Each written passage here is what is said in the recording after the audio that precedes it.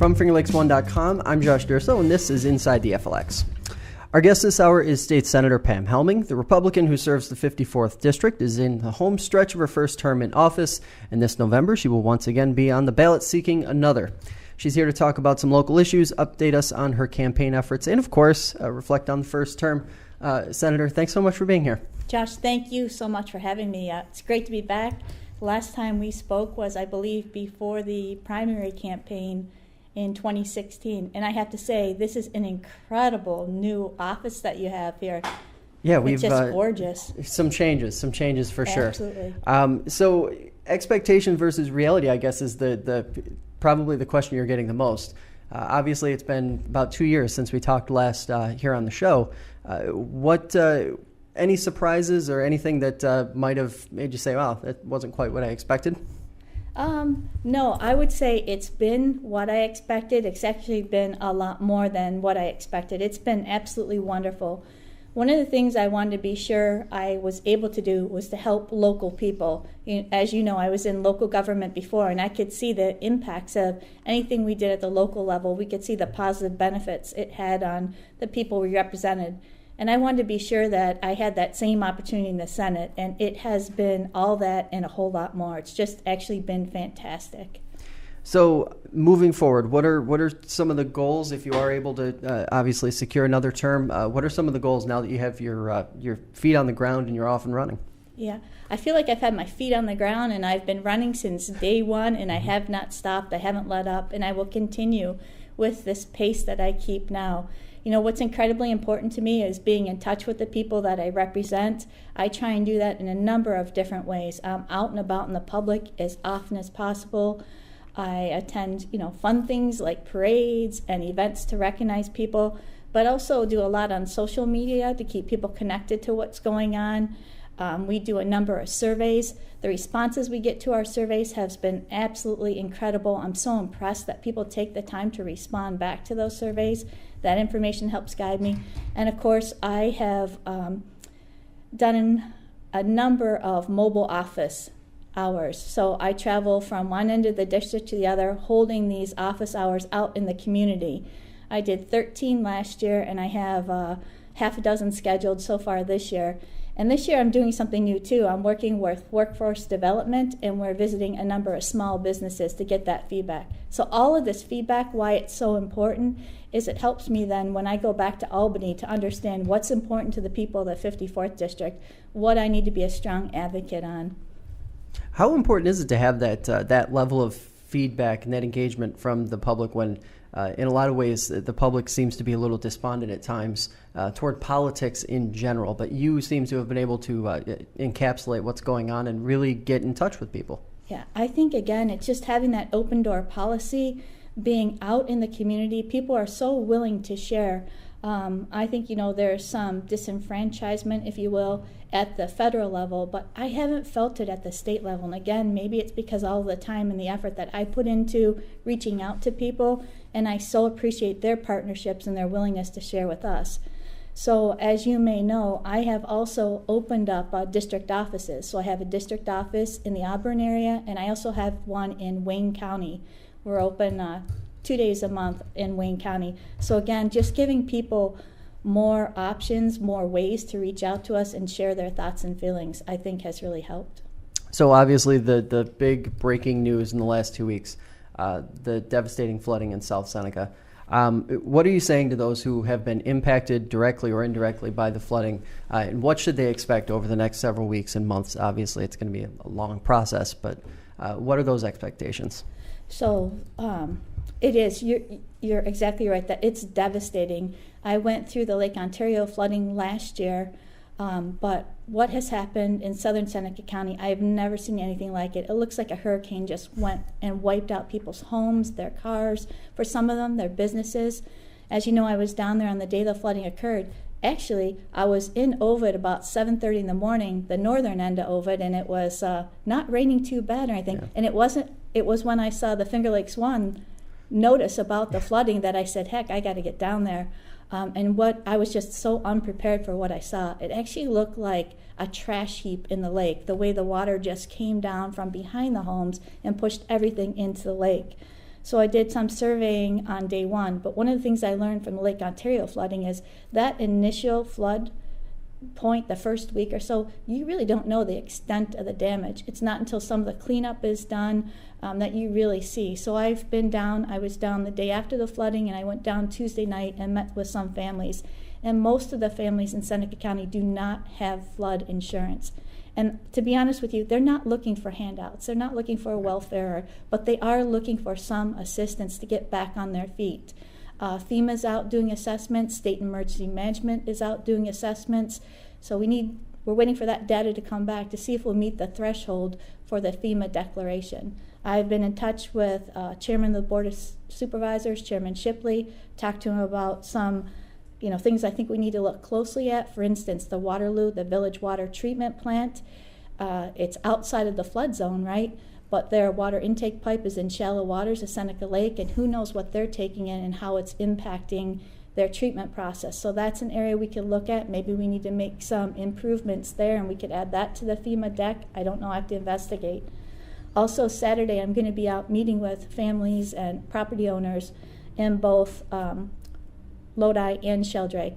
And one of the things in Lodi, I'm going to meet with Chairman Shipley and also the county engineer as well as the families. We're going to take a ride up, and I'm hearing a lot from people about how there's a railroad dam that collapsed and contributed to the flooding. I don't know if that's the case or not, but we're going to take a gator and we're going to go up and we're going to look at that. Again, maybe that's something else that could be added to the FEMA declaration to help us get to that threshold that we need. Now, do you think this is a matter that might be looked at by either chamber or the legislature next time around, just in terms of either preparedness, so communities are more prepared for these types of events, or even just in the relief effort? I think definitely in the relief effort. I've already started working with my staff on, what legislation is already out there that may help. For instance, if there are people who own a mobile home that was destroyed or damaged and they own the property that it sits on, there may be some funding that's available. I met yesterday with the president of the USDA, talked to him about federal funding that may be available. So we're already in the process of gathering information, and over the coming, I'd say next 2-3 weeks, I'll have more information for people. As far as resiliency planning, it is something that I think that every community needs to do. It's something that I think the state needs to set up and maybe put together a template, if one doesn't already exist, to help these communities. Communities like Seneca County, one of the poorest counties in New York State, they don't have necessarily the resources or the funding to do everything that needs to be done. So that's where I think the state needs to step up and help. But one thing I do want to say about the flooding and Seneca County and all of the local volunteers, whether they're fire departments, EMS workers, whoever, local people who own equipment, excavators and backhoes, I have been so impressed and just so amazed how everyone has come together and worked together to get the cleanup started, to help their neighbors.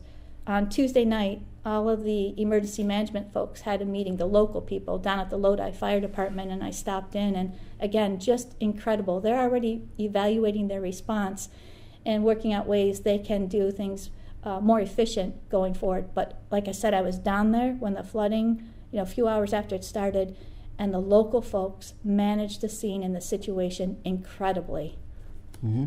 Now, shifting gears a little bit, obviously the incinerator in South Seneca has also been a big talking point over the last 6 months or so, at least. Talk to us a little bit about where that stands in the process right now from your perspective, and where you feel that's going now, heading into the rest of 2018 and then into 19. Yeah, well, I'm hoping that we get that bill passed before the end of 2018.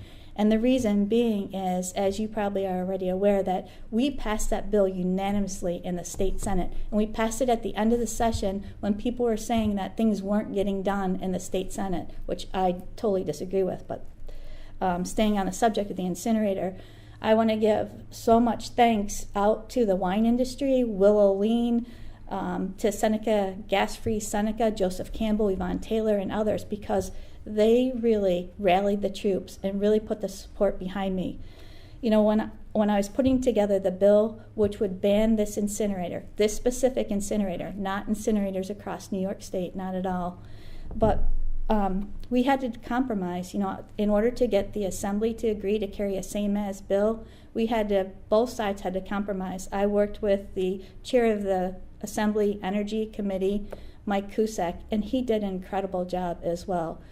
We worked with the independent power producers. We brought the environmental advocates to the table. We brought, like I said, the wine industry and so many others. Republicans, Democrats, because it's a bipartisan issue. We brought everyone to the table. We were able to compromise on a bill that was supposed to pass both houses. I was able to get the environmental advocate group to rank it with 2 pine trees, which means it's a good bill, in hopes that would help the Assembly Democrats get the bill passed. Like I said, I'm very proud of the fact I was able to get it passed unanimously in the Senate, and it was supposed to pass in the Assembly. It had so much support. Is that just, I feel like a lot of people are going to feel like that's just politics as usual in the Assembly. Is that your feeling as well, or is it because it did seem like this had all the momentum, all the right boxes checked off, and yet here we are talking about it. And we got the governor to come out and publicly say that this wasn't the right location for the incinerator, just off the shore of Seneca and Cayuga Lakes and less than a mile from the Romulus school districts. We had everything lined up. We should have been able to pass that through both houses. And I have to say that I'm still shaking my head trying to figure out why it didn't come to the floor. It never went to the floor on the Assembly side. And I reached out to a number of high-ranking people in the Assembly, and what I've been told, and it's disgusting, is that bill was somehow tied to speed cameras in New York City. And to me, that's just politics at its absolute worst. Speaker Hasty has said that, we shouldn't manipulate local bills, and yet that's exactly what he did. He never let this bill come to the floor for a vote. And I have to say that in the back of my mind, I wonder, where was the governor on this issue? He disappeared from Albany during those last few weeks of session. But if he truly felt that this was, if he truly believed in what he said, that this is a bad location, why didn't he say to the speaker, get this bill on the floor and get it passed? Yeah, so I guess for some of the folks who might not pay attention to politics quite as close, they might be scratching their heads saying, how could a bill about an incinerator be tied to speed cameras in New York City? Walk us through what that dynamic is and how that sort of happens in politics in general in New York State. Well, this is my first time experiencing it so personally and so closely. I think it was a shock to everyone. I don't think this was a typical negotiation or compromise. I think this surprised a lot of people. And again, I don't know why it happened. When we work on the state budget, there's compromise. Everybody wants certain things and they don't want other things. And there has to be compromise. And I always fight for the best for upstate New York and for the 54th Senate District. On this, I actually spent more time in the Assembly on the floor at the end of session than I did in the Senate. I don't know what happened. I honestly think that we caught people by surprise, that this freshman senator was able to generate so much support. We had over 300 businesses write letters opposed to the incinerator. We got so much media attention, not just here locally, but across the state of New York. I think it caught everybody by surprise. Someone panicked and said, we can't let that out. That's really, really interesting. Now, shifting gears, staying on the environmental side, August, September, every year, HAB season, it seems to pick up. Do you feel New York State is doing enough, and what are some of the opportunities that you see over the next 6 months to a year? Yeah, so the harmful algal blooms, the cyanobacterias, I think it's a crushing issue for the Finger Lakes. It's very scary to me. We have put $65 million towards our lakes, funding for a number of measures to help address the harmful algal bloom situation. The problem is that we can't pinpoint one cause. What is it that's causing the harmful algal blooms? It seems to vary depending upon the lake you're talking about. Mm-hmm. So one of the things that I worked really hard for is to get money in the budget that will allow us to do real things here in our area. For instance, the septic system rebate program, there's money in the budget so that people who live within a certain area surrounding Seneca Lake, Canandaigua, Wasco, and other lakes, they're able to apply for a rebate up to $10,000 to replace a failing septic system. We know that failing septic systems discharging into lakes causes issues. causes the HABs, so that's a good measure.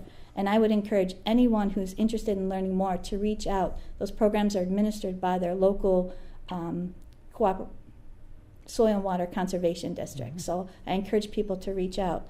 As you know, or maybe you don't know, the governor established 12 priority lakes.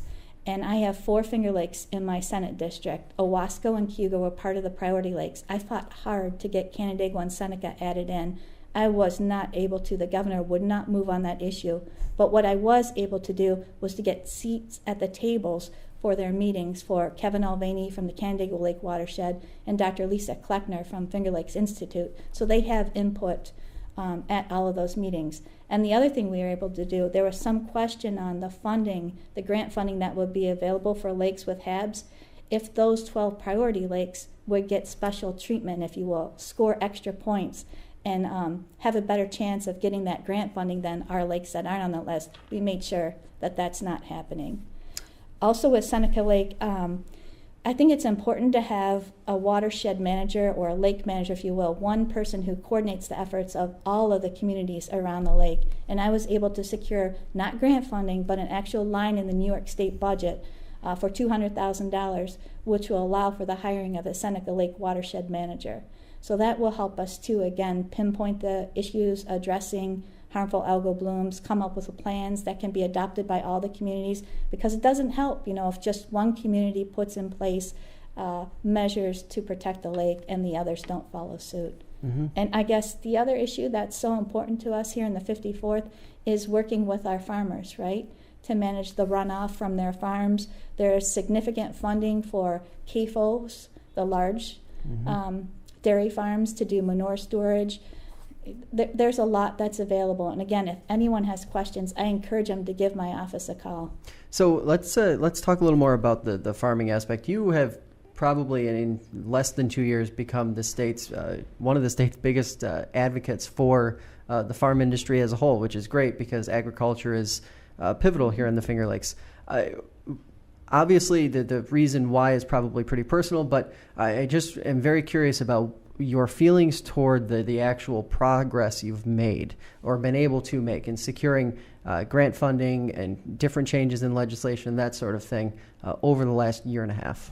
Yeah, so I think, again, I'm the chair of the Senate chair of the Legislative Commission on Rural Resources, and that includes agriculture. It includes everything that impacts our small rural communities. But on the agricultural issue, I've taken a vested interest because, as you said, Josh, agriculture and tourism, those are the 1 and 2 industries in our area, and they're so important to us.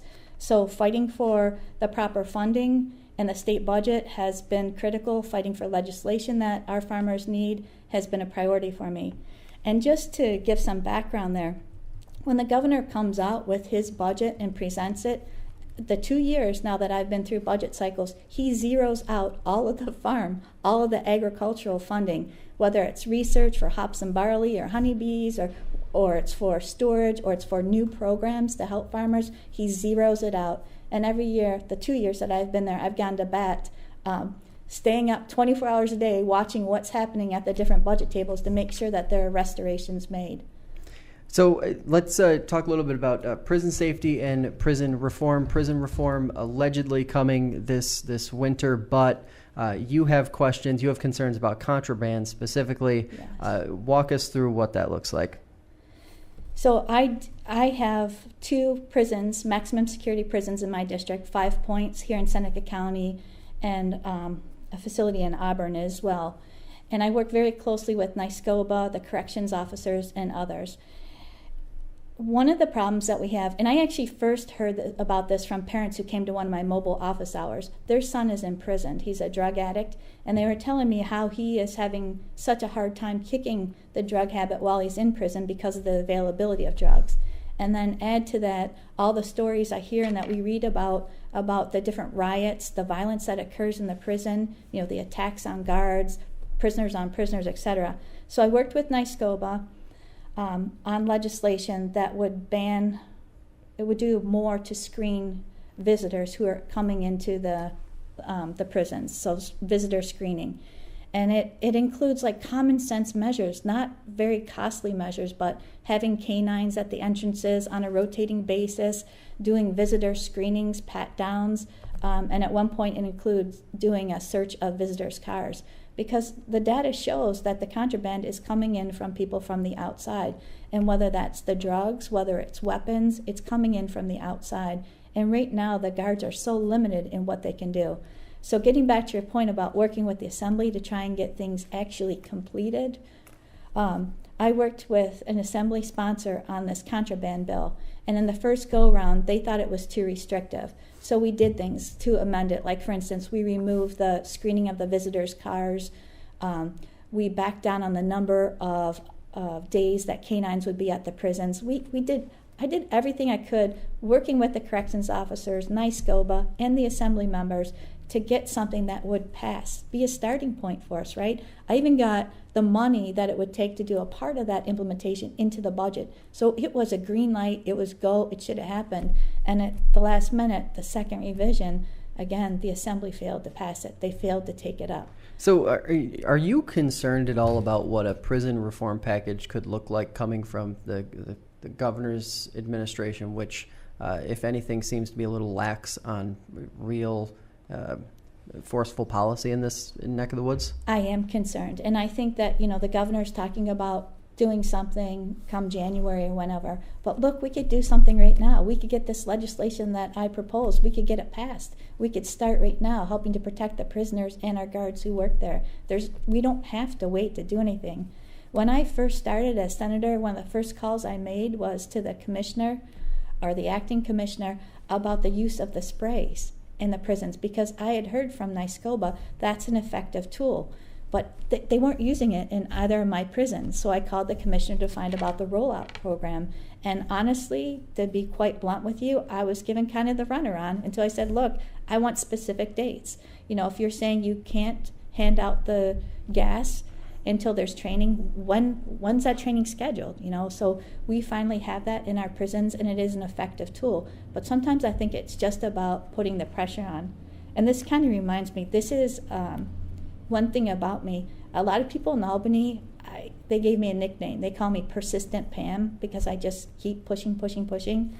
I honestly think behind my back it's pain in the ass Pam, but you have to stay on top of things, and I'm good at that. My staff is good at that. We keep spreadsheets, we monitor everything. So I think that really helps, and that's why in a number of areas I've been successful. My first year in office, I had 11 pieces of legislation that were actually signed into law.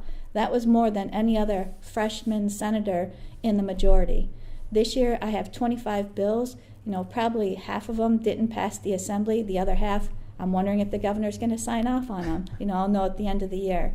But I want to say that Albany is frustrating because there's so many things we could do, common sense things to help people make their lives better, right? But it's such, I don't know what it is, politics, I don't know. Is it improving a little bit as folks like you get elected and go to Albany and try to turn the tables and make a difference in the right ways?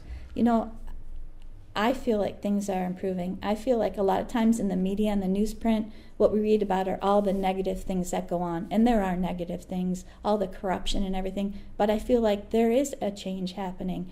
Important pieces of legislation, the Lake Ontario Flood Relief Bill, I teamed up with the leader of the Assembly, Joe Morelli. We got that passed. Again, as a freshman senator, that was the largest single relief bill and funding that was ever passed in New York State's history. And again, it's working with partners in the Assembly. There have been other instances where I've been able to partner with folks in the Assembly and get things done. But when it comes to crimes, corrections, it just seems like Brittany's Law is a good example. Great example. It just comes to a screeching halt. So last summer, I met with a few Assembly people individually and asked them for support on Brittany's Law. Even before I asked them for support, I asked them, what's holding you up on this? Why aren't you passing this? What are you guys talking about? What do we need to do to get that bill passed? And there's just not a clear answer. I've been working with Dale Driscoll now for almost 2 years. We have a meeting coming up, and actually it's with Dale Driscoll and Tiffany Folk, because Tiffany's going to help as well. But I think one of the things we need to do with Brittany's law to get that passed is that we have to get the domestic violence organizations and agencies to support the bill. Right now they don't support the bill, and I think that may be holding back some of the assembly members.